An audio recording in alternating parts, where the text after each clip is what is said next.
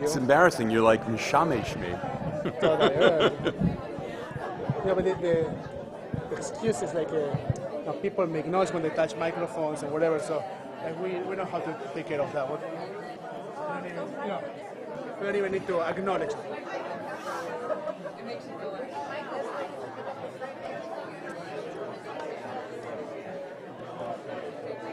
Hello. Whoa. Be careful what I say. That's funny. Ma shlomech? Sorry, I've been a little. How are you? Rucha nimtzet.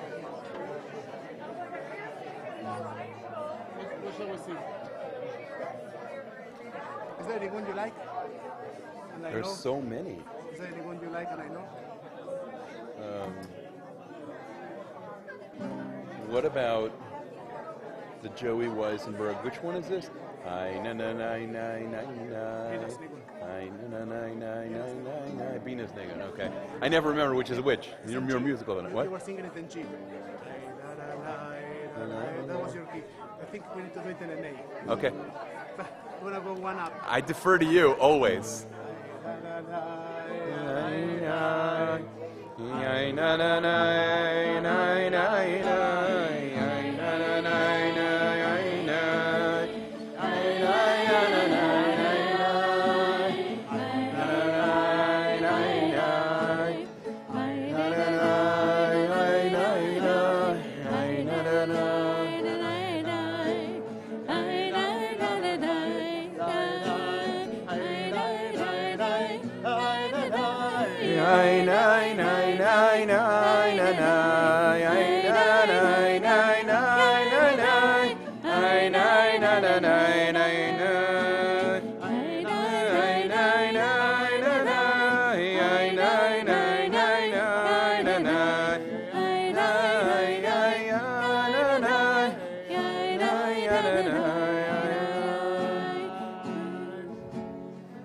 want to invite you to find your place around the table. There are some spots here to find your space, to find your place, and of course that we want to be taking drinks. And that are there non-alcoholic drinks here? Did they make it to a room? We have non-alcoholic drinks for those that drink non-alcoholic drinks, and also we have drinks for the kids. For the teenagers? Sorry, no kids. Do you have drinks? Good. So let's switch from the conversation that you have with each other. Can you hear my voice? Yes. And you know what comes after that? I tell you that I can hear yours also. So why don't you shift from the conversation that you're having with each other, and we try to create a conversation for all of us.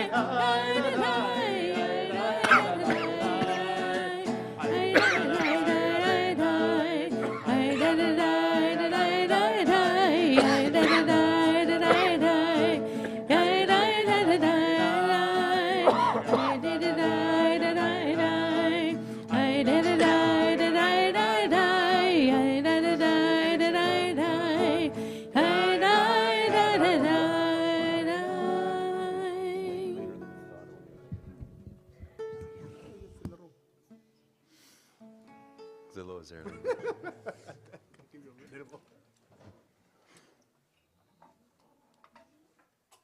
Are you starting?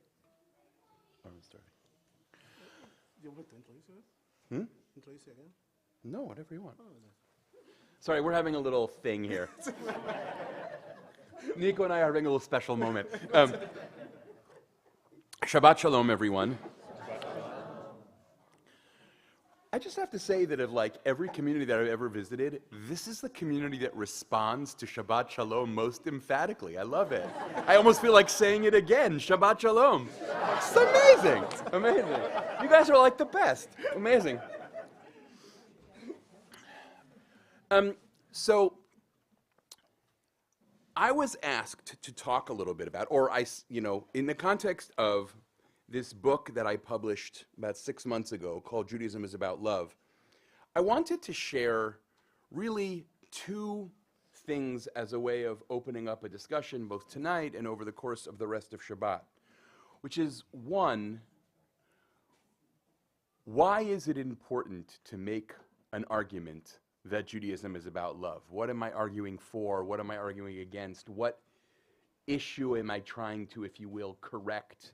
And then second of all, no small matter, what do we mean by love when we say that Judaism is about love? And I thought I would begin by sharing two experiences that I had, one of which I write about in this book, and one of which I now regret that I did not write about, which in retrospect kind of set the course of my life as a rabbi, as an educator, and also as a philosopher. I would love to be able to say, I had these experiences, and in that moment I knew. It was not remotely like that. It was just, I had these experiences, and I kept referring back to them over the course of my life, and I realized in retrospect just how formative they were for me. So the first is several decades ago now, I was speaking to a group of fifth-year students at the Jewish Theological Seminary of America, which, if you know, right, is the flagship of the conservative movement. And in passing, Nico has now heard me tell the story too many times, but in passing, I said, Judaism is the story of a God who loves us and beckons us to love God back. To which one of the fifth-year students said, much more sneeringly than I report in the book, he said, I'm sorry, but that just sounds like Christianity to me. And I was taken aback, and honestly, I had this experience, it's like, that feeling when someone says something to you and you can feel your heart sink? It actually feels like it's actually in your body sinking. And I said to him, it is so interesting that that is your response, because I was actually thinking of the twice-a-day Jewish liturgy in which we say, Ahava rabbah ahavtanu, with vast love have you, God, loved us. And then a second later, we recite Deuteronomy chapter 6, Ve'ahavta Adonai Elohecha, and you shall love the Lord your God. In other words, a God who loves us and beckons us to love God back. So if you hear that, and the first thing you think of is Christianity, there is a much more fundamental conversation that we need to have about how and why it is that American Jews, even passionately religious and learned American Jews, have so internalized a traditional Christian anti-Judaic idea that you now accept it as, pardon my expression, gospel truth, right? How is that? Like, how can you have just spent 5 years studying intensely, and I just described the Siddur, and you were like, that's not Judaism. What ended up happening in my experiences, I learned over the course of years that this is an internalized anti-Judaic idea that cuts across denominational lines. I've gotten this response from HUC rabbinical students, not quite so dramatically, but some version of this. I've gotten it from Orthodox yeshiva students in Israel who are studying for the year in Israel. It's like, it runs so deep. And in recent years, it's sort of, I've started reading this social scientific literature about how minority groups often come to see themselves through the lens of the majority. right? You find this a lot in, for example, African American philosophy, right? How the internalized gaze of the majority culture. Now, a lot of American Jews don't or didn't until recently have a robust sense of themselves as a minority, but Jews have been a religious minority for 2,000 years in almost every culture in which they lived, and certainly in America. And it feels to me that one of the things that happened is that some of the ideas that lie most fundamentally at the heart of the Jewish tradition have been lost through this internalized narrative. Christianity traditionally, right, historians talk about how Christianity's foundational story, in a way, was about how Judaism was a loveless religion, and Christ came into the world to fill the hole that was at the heart of the Jewish tradition. Now, hold that in mind for a second. Here's the other experience that I wish I had written about in this book, which is a few months after that. I happened to be teaching at an interfaith conference for high school kids. And I ended up in a room with 20 Protestant teenagers. This was in the days when Protestant was still like a meaningful label, right? Nobody really does that anymore because it just means so many different things. But 20 high school kids, they're all Protestant. They've all been chosen to be there for two reasons. They, quote unquote, are devout, however you measure that, right? And they are leaders in their church youth groups. And again, not my main topic, just as it wasn't with these rabbinical students, I say in passing, I ask them, I say, so guys, remind me, what does Jesus say is the great commandment?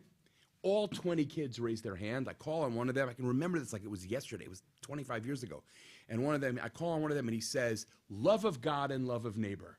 And then little innocent Shai Held, who's been a rabbi for about 2 months at this point, says, and now remind me, what is Jesus quoting? No hands go up, not a single one, right? The answer, of course, is Vayikra and Devarim, Leviticus and Deuteronomy, right? None of them knew it, not one. And I had this moment when I realized, oh, that's how you're able to perpetuate a story of Judaism being loveless and Christianity introducing this novum, if you will, into the world. Nobody ever taught any of you kids where Jesus got the love from. None of you know what wells he was drinking from. It's not your fault, your kids, right? But it was an amazing moment for me of realizing just how potent this is, both among Christians and among Jews. And I wrote this book, I want to say the primary audience for this book obviously is Jews, in an attempt to reclaim, the subtitle of the book is something like Recovering the Heart of the Jewish Tradition, something like that, the Heart of Jewish Life, Recovering the Heart of Jewish Life. I did write it, but it's been a long week. I honestly did write it. Recovering the heart of Jewish life, and I meant, by the way, heart in both senses. The word heart as in core, but heart also as in the human heart. But secondarily, I also wrote this book for Christians because I've had the privilege of interacting with countless Christians who will say some version of, I know that what I was taught about Judaism is false and even damaging, but I don't know what to replace that with. And one of the great privileges of my life, I would say, is I've spent a lot of time in the last few months recording various Christian podcasts and speaking at various Christian seminaries, and that's like a whole discussion we could have. It's like really, really fascinating. Obviously, it's a self-selecting group of Christians who are interested in having this conversation, but it's not nobody, and they are actually in some ways quite diverse. So that was kind of this sort of double project, and I think if we push this point further, so if I say to you, Judaism is about love, and you say, well, obviously, first of all, I don't know how many people would say that, but if you say that, well, we could talk about other ideas that are similarly imagined to be Christian that end up stripping us of the heart of the Jewish tradition. I'm going to get to an example of that in a second, but I want to sort of suggest that there's a second piece to this, which is that at a certain point in American Jewish history, American Jews who were A, anxious about assimilation, and B, not very well educated Jewishly, themselves began to imagine that what Judaism is whatever they imagined Christianity was not. Okay? So that, for example, here's an example of this, right? Generations upon generations of American Jewish children have been taught in Hebrew schools that Judaism has no notion of the afterlife. The thing about that is that statement has no relationship to Jewish tradition. It's completely false. And I think where it comes from is that American Jews who did not have a rich understanding of Christianity, but who thought, oh, Christianity is all about how you get into heaven. We don't even believe in heaven, right? Which ends up with a caricature both of Christianity and of Judaism. Here's another example. If I had $1 for every time an American Jew has said the following sentence to me, I would be the richest guy in the world. Grace is a Jewish idea? And I have to say, right, you can't understand Jewish theology or spirituality without an extremely robust understanding of grace. But you've ceded that language. You've basically given it away. I'll give you two examples. Maimonides says very explicitly and dramatically, I think very movingly, that part of what awakens you spiritually is the realization that the existence of the world is not something that any of us could possibly have earned. That's the meaning of grace, right? That which I could not earn, but there it is anyway, right? He says creation is a function of grace. The very fact that there's a world, when I inhale, that is a moment of divine grace. I didn't make that. I didn't earn that, right? Now, here's a more dramatic case. I'm now going to say this just to be outrageous. Here is the culminating moment of the Jewish liturgical year for a lot of people. It's Rosh Hashanah or it's Yom Kippur, and Jews sing, Avinu Malkeinu, Chonenu Vanenu, Ki Ein Banu Ma'asim. Let me translate that into English for a minute. Our Father, our King, show us grace and answer us, because we can't earn it ourselves. And what's the end of that line? V'hoshienu, and save us. The most powerful moment of the Jewish year is a prayer, wait for it, for salvation by grace alone. Now, what we mean by salvation is different than what Protestants are talking about when they talk about salvation. But it's literally a prayer for salvation by grace alone. I say to American Jews, right, like, what's the most powerful moment of the year? It's that. Grace? Grace is a Christian idea. It's like, where's the disconnect, right? And the disconnect, what I'm suggesting is that there's a kind of double whammy. The majority culture tells a story about the minority culture whereby it's loveless. And the minority culture, which is anxious and wants to define itself over against the majority culture, says, yeah, that's true. That is a very hard legacy to get out from under.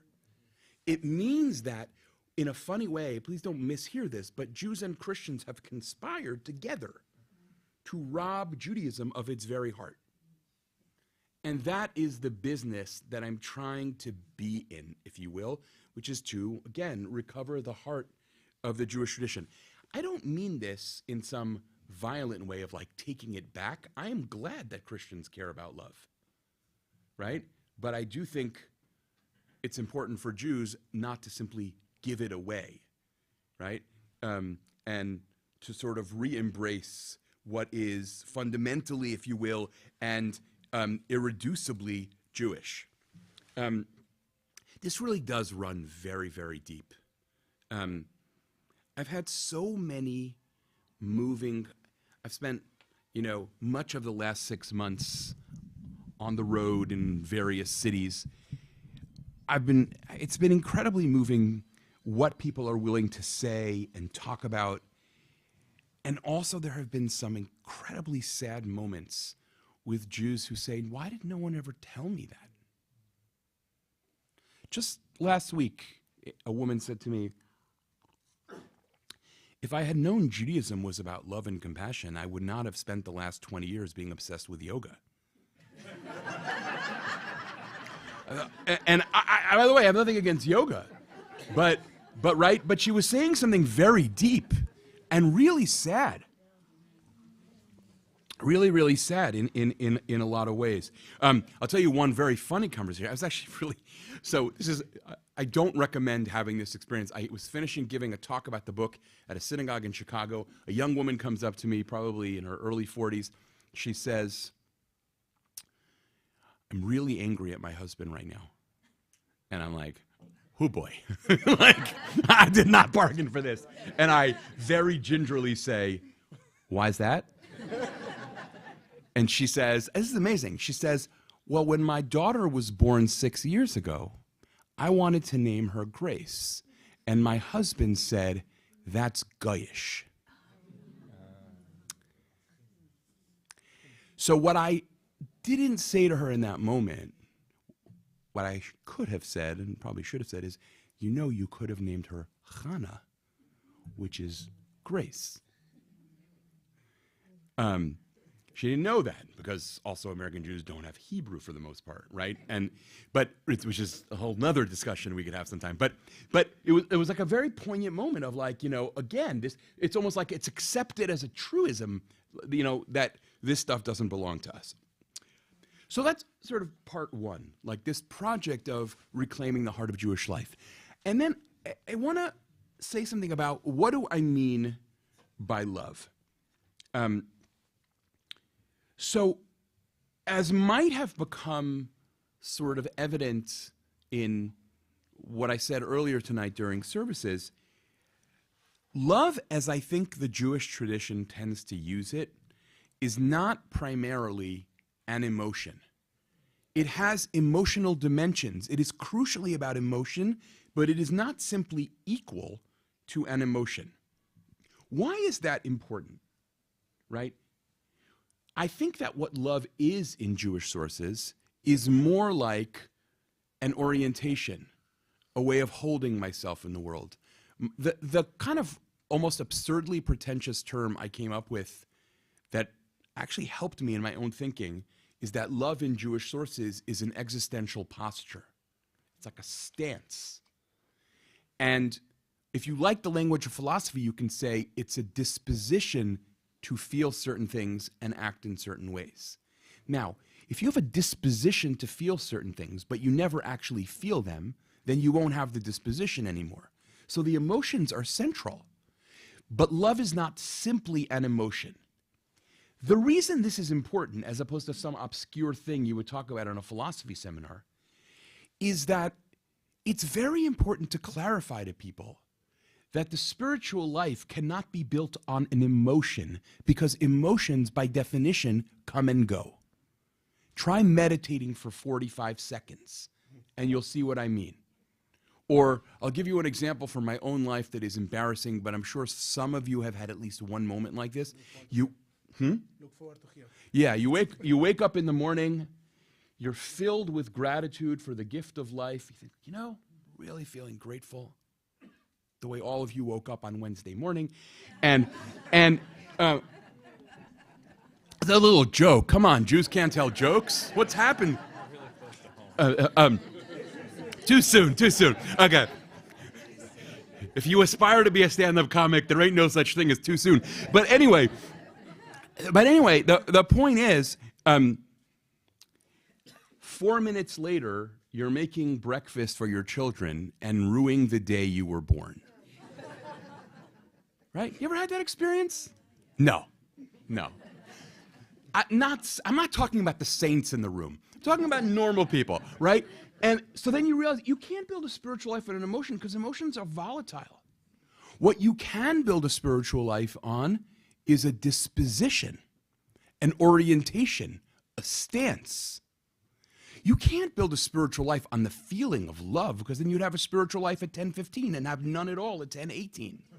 But if you build a spiritual life on a disposition to love, on an orientation to love, on a commitment to love, that's different.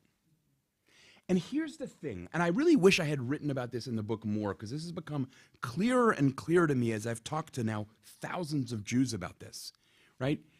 If you tell people that a spiritual life is based on a feeling of love, then one of two things will happen. Either people will lie to themselves about what they're actually feeling, right? You've all met someone, presumably in your life, who's very spiritual, and they think they're all about love. And meanwhile, they're like a simmering pot of rage, right? But they don't know it because they've convinced themselves. See, apparently some of you have met this guy, right?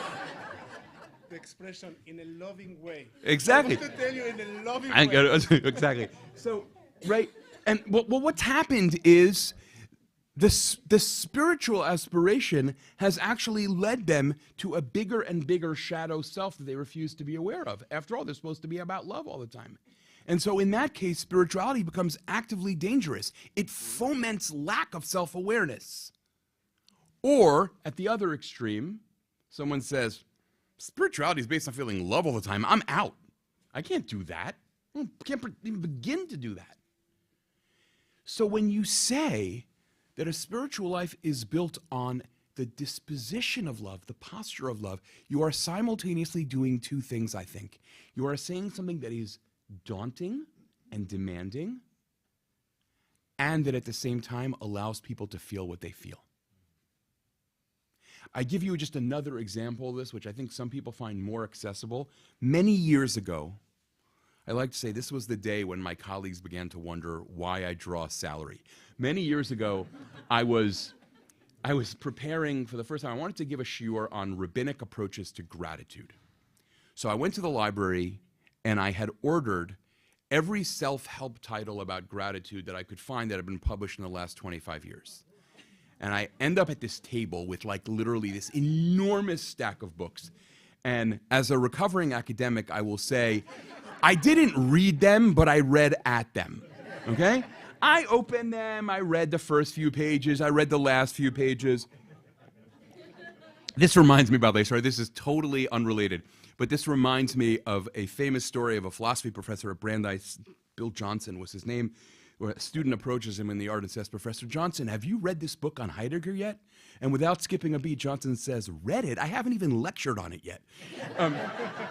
This is amazing. But, wait, what was I just saying? Oh, gratitude. Gratitude. So I opened these books about gratitude, and I was shocked to find that fully a third of these books say something that struck me as sort of insane, actually. Not just wrong, but insane, right? They all say some version of, so the goal is to learn to feel grateful all the time. And sorry, but cynical, hardened Shai thinks to himself, really? What if I'm driving home from my wife's funeral? What if my child was just diagnosed with cancer and the doctor told me she's not sure he's going to make it? What if I just realized that the marriage I've been in for 35 years is ending? What do you mean you're supposed to feel grateful all the time? That is a toxic thing to say to people, right? It's not just wrong, it's toxic, right? What you might have said, which seems so similar but is in fact so different, is the aspiration is to be oriented around gratitude in life. It's possible to say, what I feel right now is immense grief, and my orientation to life is a grateful one, right? So it's very, very important to talk about postures, okay? Now again, postures have to bubble up into feeling, but they're not feelings. I'll give you one more example, which I only give this example when I'm thousands of miles away from my family, as I am right now. No, I'm totally kidding, but marriage. Marriage.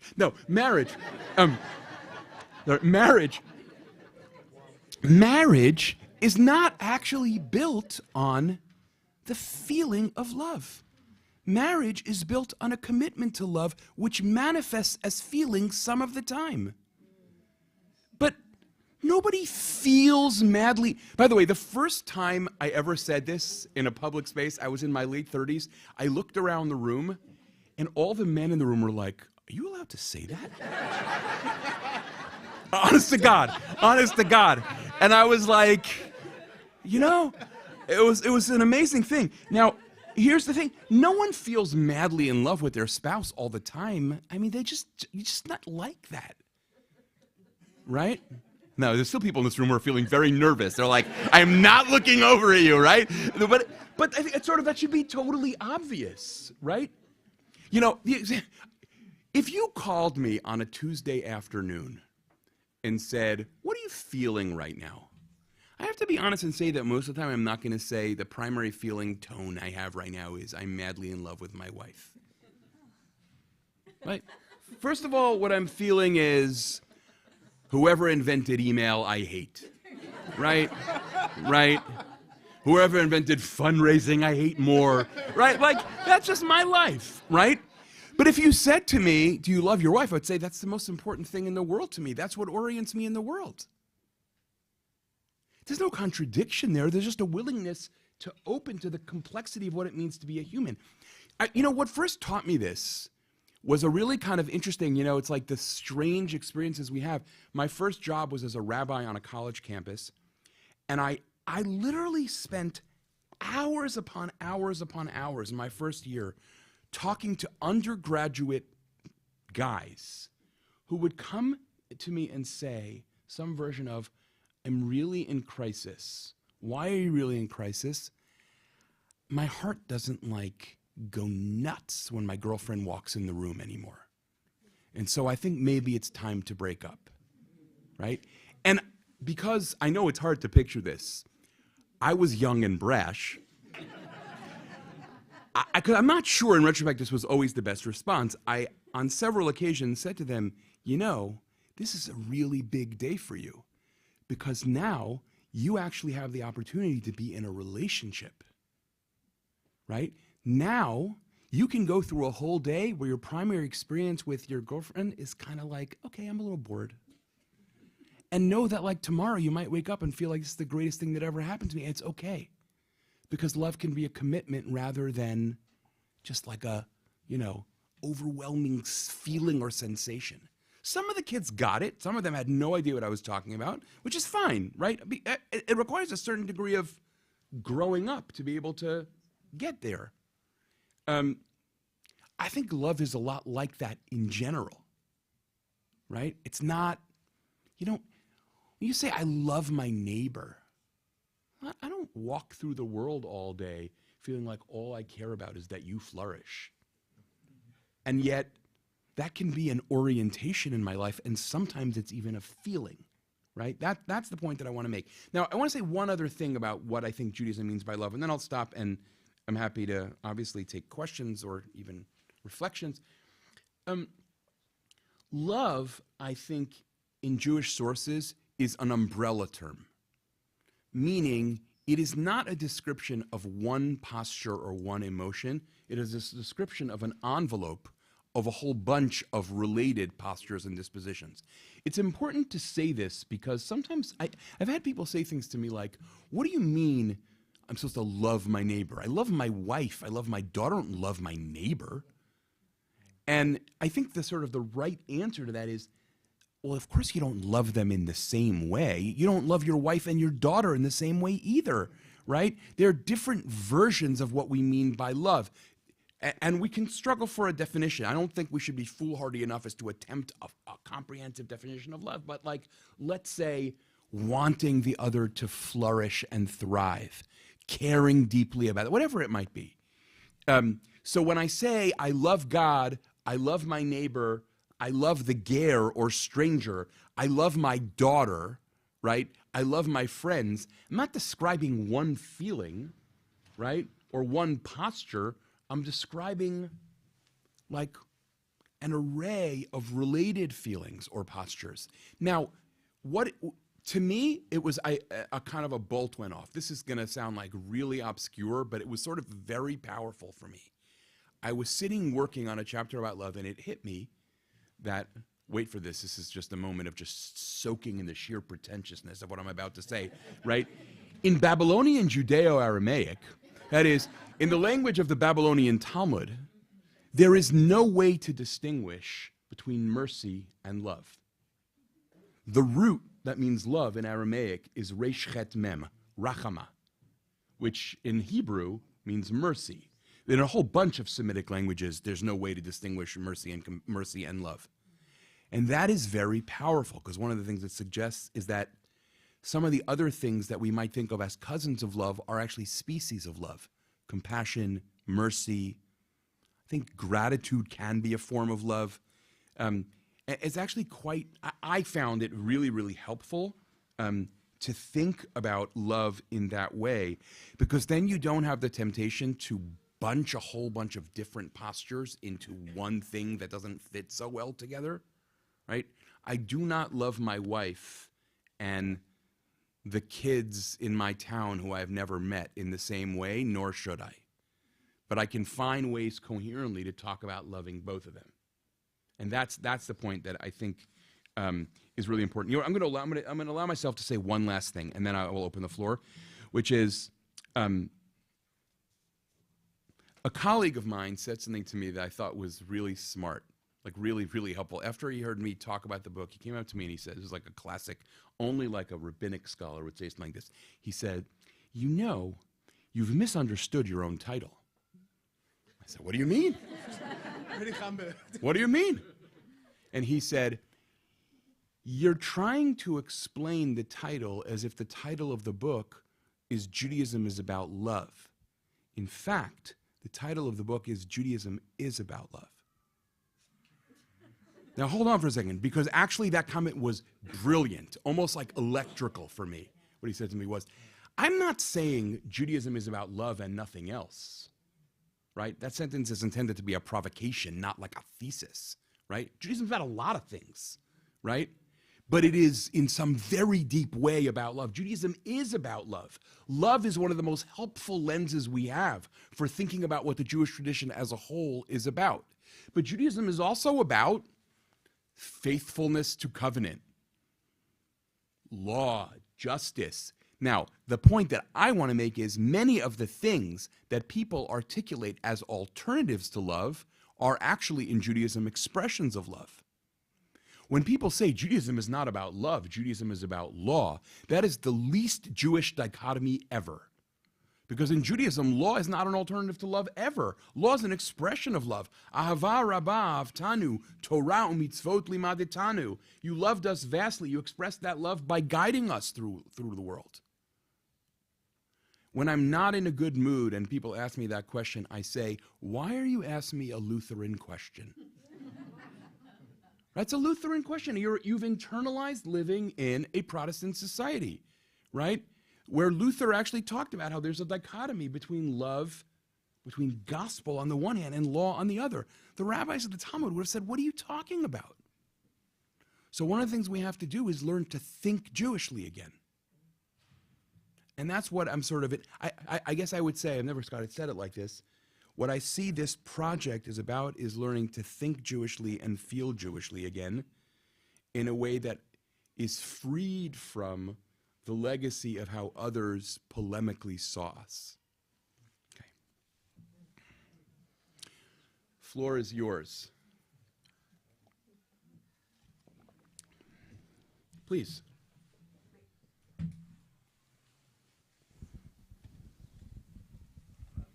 I was always wondering, does Amazing. Yeah, thank you. have to be a feeling? Because I once interpreted a piece of literature to mean it doesn't, but sometimes commitment-only love is actually called empty love. So I'm wondering, does Judaism think that commitment without emotion is empty? So empty feels like a strong word to me there. I think, well, first of all, so let me just sort of, before I answer your question, let me say something almost pedantic, right?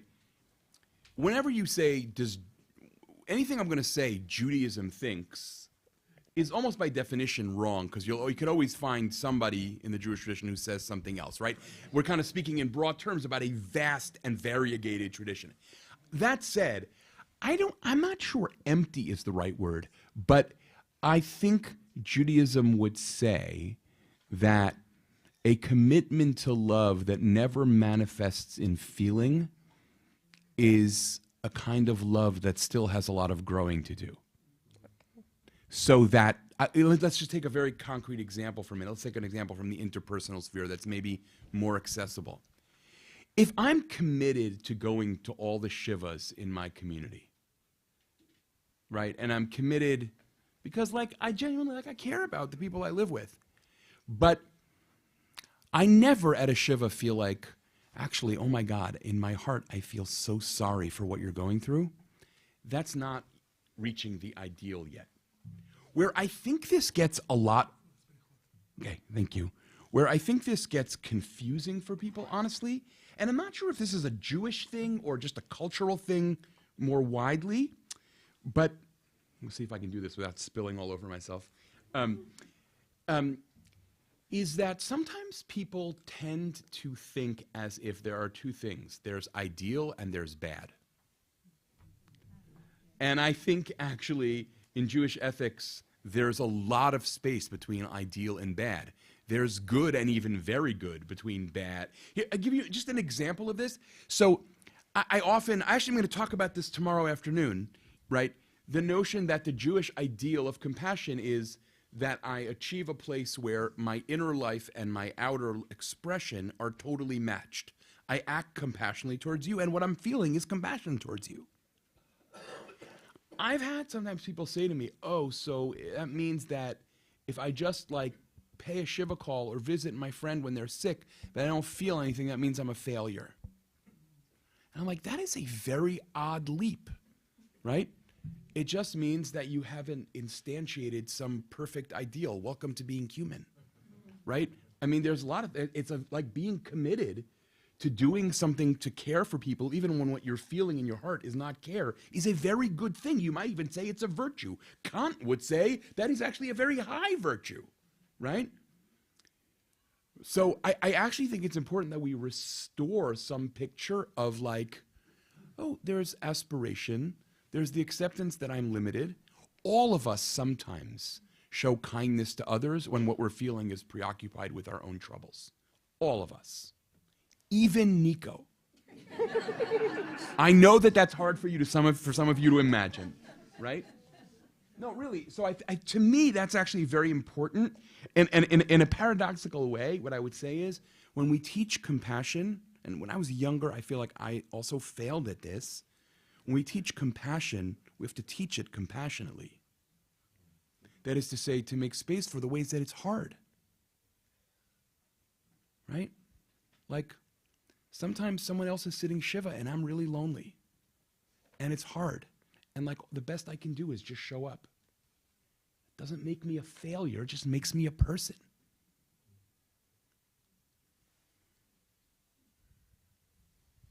There's a hand up in the back, I think, but I can't totally see. No.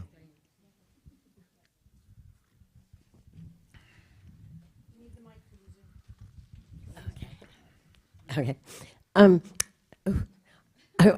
I'm wondering if part of the problem with grace is the gap between Hebrew and English. I can't think of that word showing up in our prayer book, but gracious, which is not exactly the same thing. But so gracious shows up, but not just the word grace itself. And then I don't even know, like chen and chesed, and like there's like a lot of Hebrew that is about that, but maybe we just don't really have good translations. So, so of course, one of the challenges is that words like this make you realize how all languages are all languages are untranslatable, right? Right? It's actually very hard to do. So, gracious is a word that I sometimes lament we use in our Sidurim because we've lost what that word actually means. We think of some lady in South Carolina saying, aren't you gracious, right? But actually gracious means actually giving people things that they don't have a right to demand from you, right? A kind of liberality in the old sense of that word, right? An open-handedness, right? I think most people hear the word gracious, at least that's my sense, it doesn't really land for them. I wish we used the word grace precisely because it jars us. And I think it's important to be jarred by liturgy. And one of the challenges of having keva, a fixed liturgy, is that we lose the ability to be jarred by it. Right? But your larger point is true. I think the primary word in Jewish tradition for grace is chen. The word chesed sometimes means that. For Maimonides, for example, the word chesed means grace. You could say something similar about love. Here's a really important challenge I think you could make to my argument. Oh, this is amazing. The one person who has asked me this was a 14-year-old child in Brooklyn who showed up to an event I did about my book and said, "What's the Hebrew word that you're translating in the title? Is it ahava? Is it chesed? Is it chiba? What's the Hebrew word?" And I was like, "I really like you." I was like, "I might even love you," because that is such a good question. And the answer is, it's all of those things. It's all of those things. It's because they're also related postures. They are themselves in an umbrella, right? It's interesting. I just had a conversation a couple weeks ago with an editor of an Israeli publishing house who was like, "What's the Hebrew title?" Right? Not so easy. What I told him is the title is Ve'ahavta, right? And you shall love. But the point is, it's not so simple. So I think you're actually asking like a very deep question. And it's important, I think, to the extent that we want to kind of like think Jewishly in some deep way, to sometimes push ourselves out of the language we're comfortable with into a harder language, if you will. Like a, you know what I mean? And there, actually being unfamiliar with the language might actually be helpful. Because it forces us to stumble a little bit. You understand what I mean by that?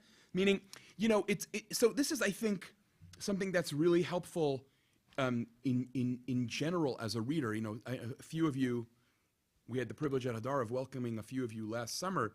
Some of you have heard me. Some of you, I love that. Thank you. Thank you.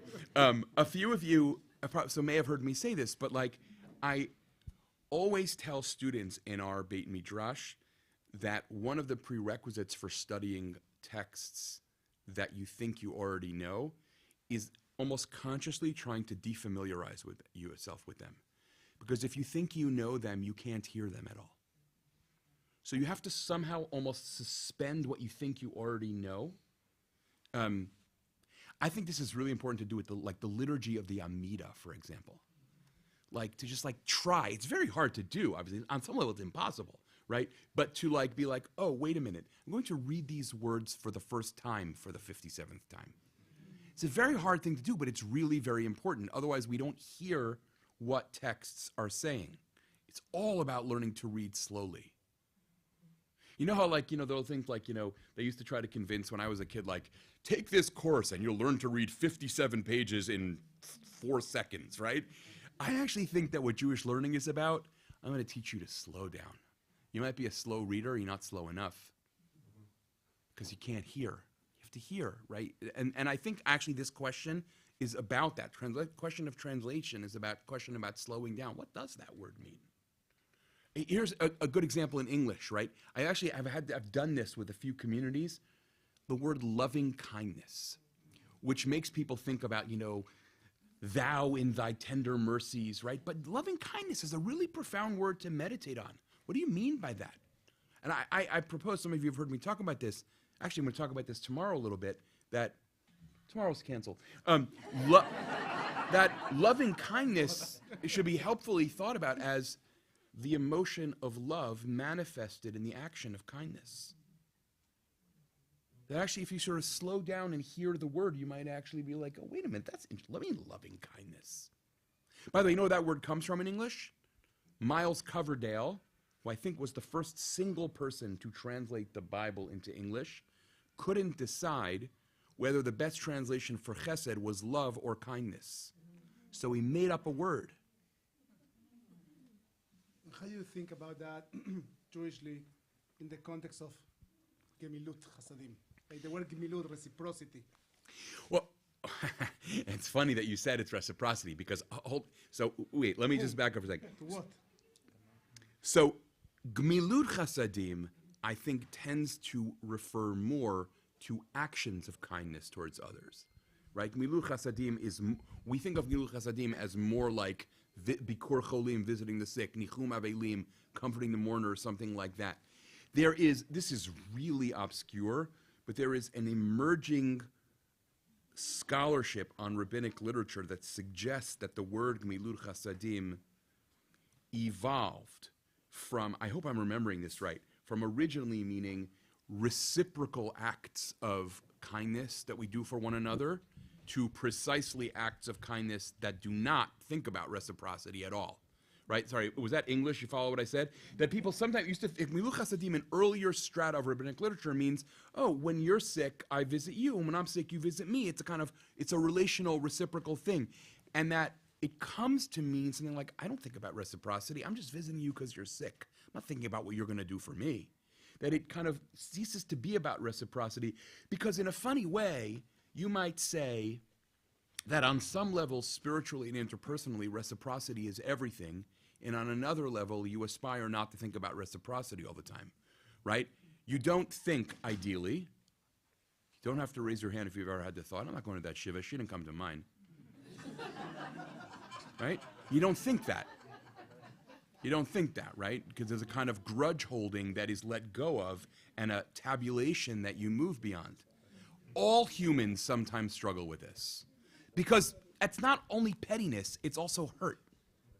It can be pettiness, but it can also be hurt. Like, oh, you didn't think of me when I was hurting. It's hard for me to rise above that right now.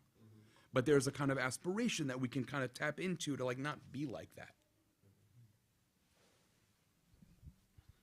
All of these limitations that humans have are just things that I've heard about.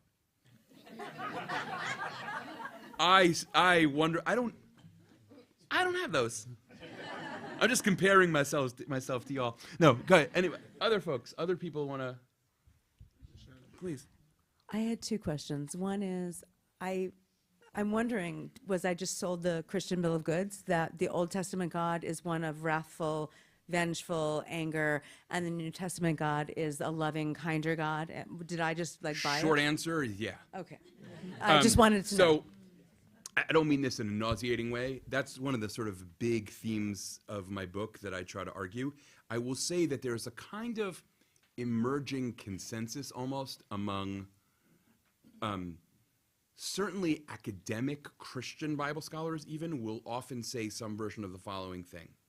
To the extent that you think divine judgment or wrath are a problem, you really ought to look at the book of Revelation, which is a lot more violent and a lot more wrathful than anything in the Hebrew Bible. So if you think it's a problem, it's an intertestamental problem. It's not a problem of one testament that the other one fixes, right? It's a human problem, but it's a human problem, and that's what makes it, exactly. So now, one of the chapters in this book is called, I think, the God of the Hebrew Bible is a God of love. Now, there too, I'm not trying to oversimplify. There are lots of things in the Hebrew Bible that are quite disturbing about God. But I think, the larger thrust of the Bible, I'm happy to develop this at some length at some point, but I don't want to torture people, is the centrality of God's mercy in the Tanakh's own picture of who God is. Now, that leads me to want to say one other thing, though. I think it's really important in recovering the centrality of love, both human love and divine love in Jewish thought, not to succumb to a kind of like simplistic apologetics that pretends to like, oh, I've just tied up an entire tradition in a ribbon and it all works. Part of what it means to live with a tradition is to live with its very ragged edges, right? Not only do I not pretend to solve every biblical text, I don't even want to. Because I want to live inside of a tradition, and that means living with stuff that's also really difficult, trying to figure out what we do with that. And also, I think it's interesting, for whatever it's worth, that what one generation finds unbelievably problematic, another generation finds enormously powerful. I mean, I could give you many examples of that, but so yes, I think you were sold a bill of goods. I think Western culture was sold a bill of goods. By the way, this is one of the last permitted cultural stereotypes.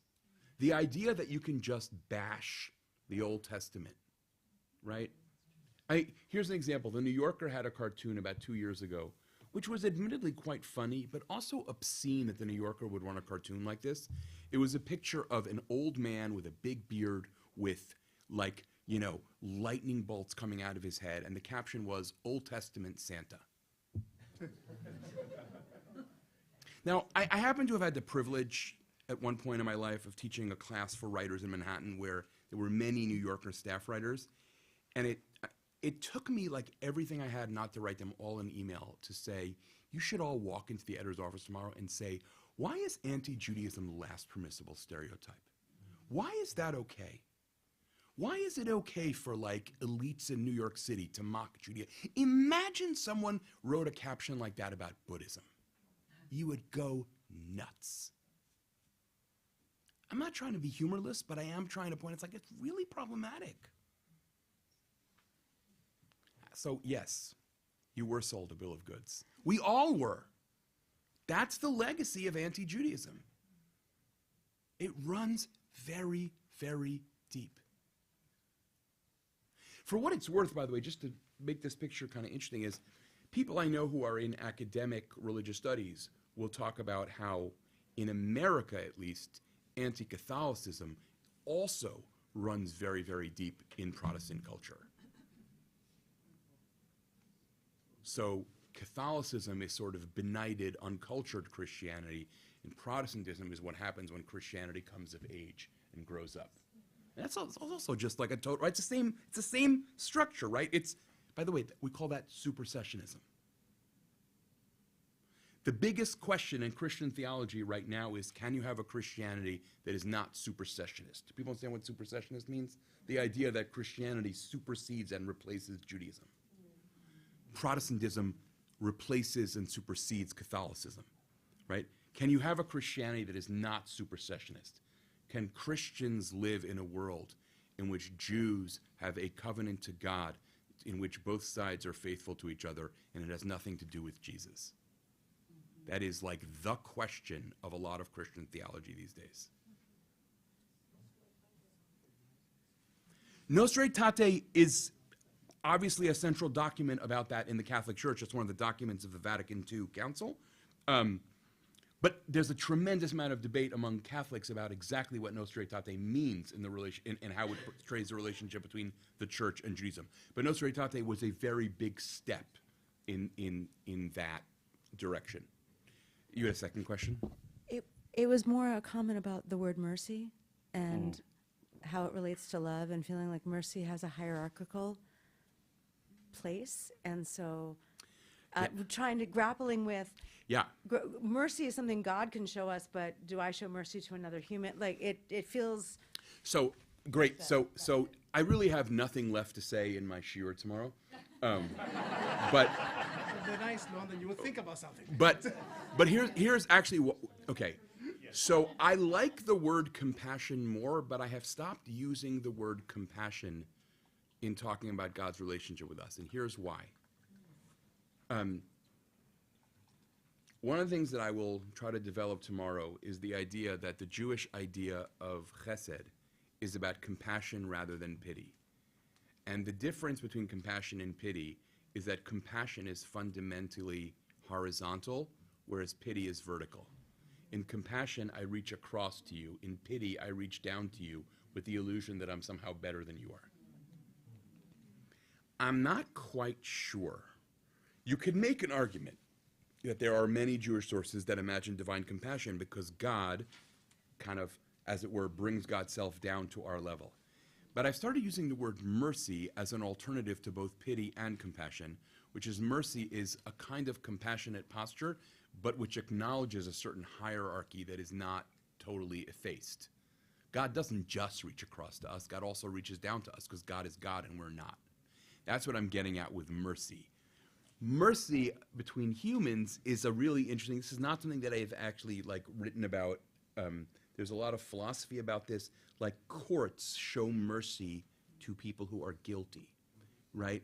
And there is a hierarchy there, which is like, it's on the one, you don't show mercy if someone is not guilty, right? I think. You show mercy precisely in the face of someone's guilt. There is a kind of hierarchy, right?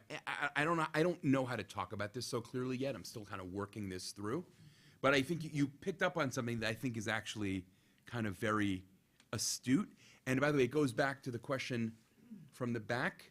So in Israel, when I've taught some of these ideas, people inevitably end up in a whole debate about how do you distinguish pity and compassion in Hebrew, and is it doable? Everyone agrees that rachamim is either pity or compassion, but no one can agree which one it is. Meaning Hebrew does not do a great job of distinguishing those two things. English is better at that particular thing. It is what it is. I mean, right? Languages just do what they do and don't do what they don't do. But I really, it's like a wonderful observation. I literally, when I worked out this distinction for myself between pity and compassion, I then went back and changed every reference I had to divine compassion to divine mercy. Because I wanted to try and be philosophically consistent in what I was getting at with compassion, is what it is. But by the way, I could do this basically until tomorrow at Havdalah. So you should stop this. Okay. 2 more questions. I think Nico you needs to have partially- mercy on you. Yeah. I think you partially answered what I was going to ask, and that is there a difference between ahava and rachaman? Well, so again, going back to what I said before, in Aramaic there is not, right? When we call God Rachmana in the Talmud, we usually translate that as the merciful one, but we could translate just as easily as the loving one, right? In Hebrew, I think they are different, but they are in the same umbrella. Ahava means more generally love, and rachamim is a specific manifestation of love, or a specific kind of version of love, which is, again, either pity or compassion. But again, it's really striking that that is not the case in all of the languages that Jews speak. I want to ask you follow-up questions. One, so you say, and I think the tradition says that the law is a manifestation of love. Now, we don't separate between these two, but when you say mercy, mercy requires some level of judgment. So you are supposed to be, to some extent, a transgressor. You need to have broken some kind of law. Now, we have a distinction between justice and love, in which we tend to think of love being partial and justice being impartial. But on the other hand, like, is divine justice impartial? And how do you make sense of mercy, justice, and love? I want to ask another follow-up question. I mean, that is a big question. Okay. We're going to add one sort of layer to that.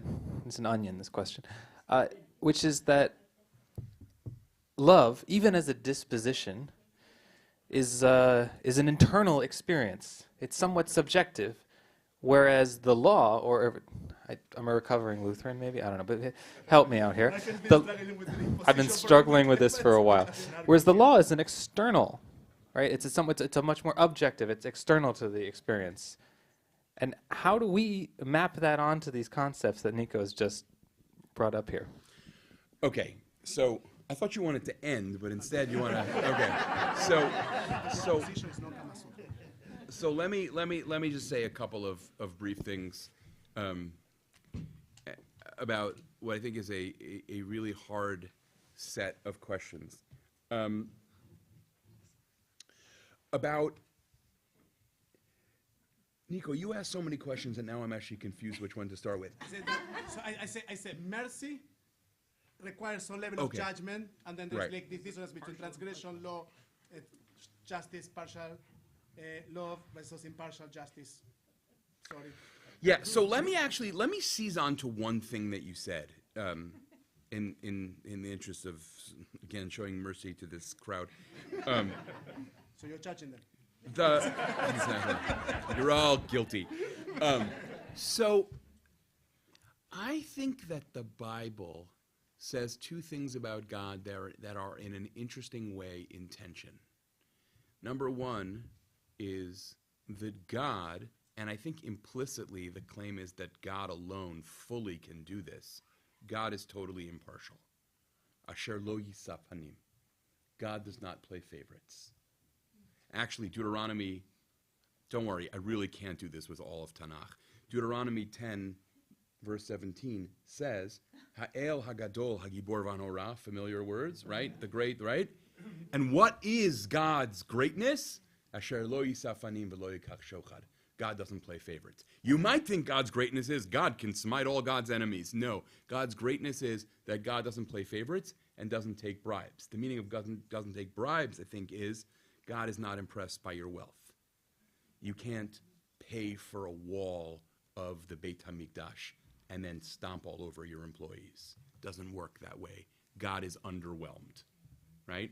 Like the argument of that God is the great impartial God does not play favorites. And the tradition also says that God does have some favorites. Poor people, widows, orphans, strangers. Rashi somewhere, I forget where this is, actually goes so far as to say, you know, we all have our people. Those are God's people.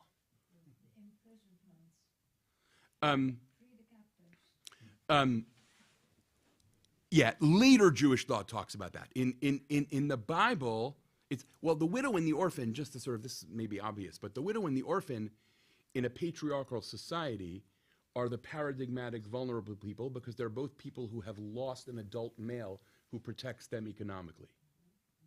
This runs so deep, by the way, that some feminist historians have begun to argue that the Bible did not consider rich widows widows, meaning because it was an economic term, not a psychological or relational one.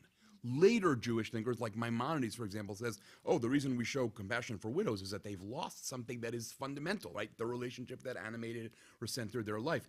But biblically, it may be that it's fundamentally about exploitability. In a patriarchal economy, you're really in a bad predicament when your husband dies, right? I don't mean that it's the only predicament, right? Or if you're a child and you lose your father, well, your mother can't see after you in the same way. So it's like a deep category of vulnerability there. And the argument of the tradition is those are the people God cares about. By the way, some people have even tried to argue that God's choosing of the Jewish people is precisely because in the ancient Near East they were totally marginal. You have all these big empires, and then you have this little nothing, and God says, I like you.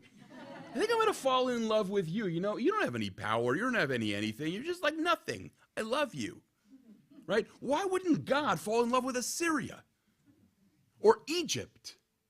Right? Like, if you're going to love people, pick an empire. No. It says, I like this little statelet over there. Right? And that there's a kind of a precise choice of vulnerability. By the way, this runs very deep. And this is very hard for most of us to have the courage to talk about. This means that in our society, you know who God's people are? The homeless guy sleeping in their urine. Those are God's people. Those are the people Kadosh Baruch Hu loves. Just like try that on for size and ask how our lives would be different, how our politics would be different, how our everything would be different, right? Not in some facile one-to-one, oh, if I just took that seriously, I would endorse the following 16 parts of the Democratic Party platform. That's not what I'm talking about. But it would, as an orientation about, wait a minute, I worship a God who tells me, oh yeah, my people are the ones you don't even see. So there's this kind of tension between a God who's totally impartial and a God who says, I'm not impartial. I'm on the side of widows and orphans. Osem mishpat yatom v'olmana, right? I'm the champion of the widows. Now, legally, a judge is not allowed to favor the poor person in a case. But societally, one has to plead for and protect, right? There's a special mandate. It is a more sacred task to protect the rights of someone who has no money than to protect the rights of someone who's a billionaire. Right? Not in a court, doesn't mean you cheat in a court proceeding for the person who's poor. But it, right? So there is a real tension there. And I think it's, you wanted to say something, so go ahead. I just wanted to know how long those suffering people on the street would be on the street. They would have them power. If if they were then being looked upon as, those who were chosen. Well, except I think that right, exactly. But the point is, we don't actually live as if we took that seriously, right? In other words, look, here I really will speak like in a very personal way for a minute. In the moments in my life when I am truly religious, my greatest anxiety is I don't know whether for one moment in my life I have ever truly worshiped the God who loves widows and orphans. I don't know if I've ever done that. And so I may just be full of it. Right? So that's exactly your point. Your question actually cuts so deep. You know, I shared an experience with a group I was talking to last night. This actually happened to me. It's so bizarre. I was in rabbinical school and I was visiting a friend in Dallas, Texas. This is really not particularly relevant. And the rabbi of the shul said to me, "Oh, you're in rabbinical school. You want to give the Dvar Torah?" So I get up and I give the Dvar Torah, and I happen to be working on some sources then, teaching some sources about human dignity. I taught some sources about human dignity. I am not kidding. A woman comes up to me at Kiddush, an elderly lady. Now, this may be embellished in my mind somewhat 30 years later, but it was really powerful. I mean, it was like what I honestly, after what she said to me, I was like, was that Elijah the prophet? What was that? She comes up to me and she goes, "Let me ask you a question. If you saw a Torah scroll on the floor, what would you do?" So I said, well, I mean, I would run over to it, I would kiss it, I would put it back in its place, and I would sort of wonder how that happened. She says, "And how much more valuable than a Torah scroll is a person?" She walks away. What I was called a spiritual mic drop, right? I literally was like, who the hell was that lady, right?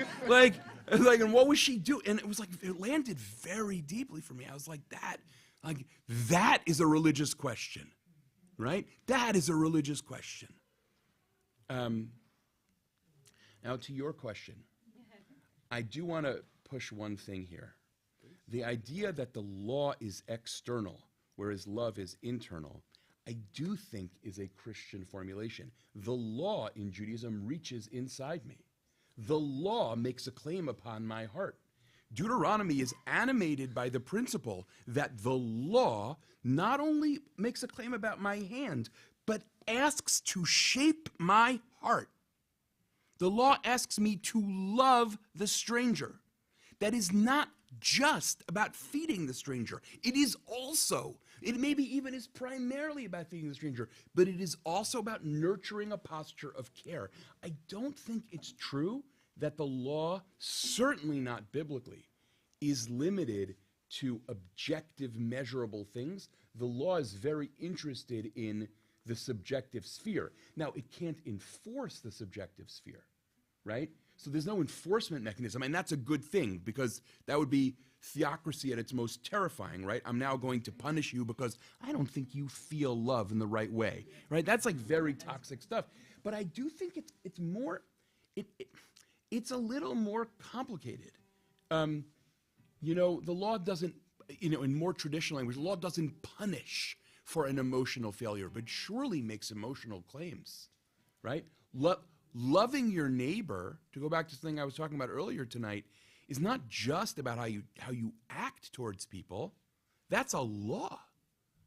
And it's actually about how you think about people, how you see them. That's something that has been like really an important growth process for me in the process of writing this book and now speaking about it. Seeing love not just as a way of acting or a way of feeling, but also as a way of seeing.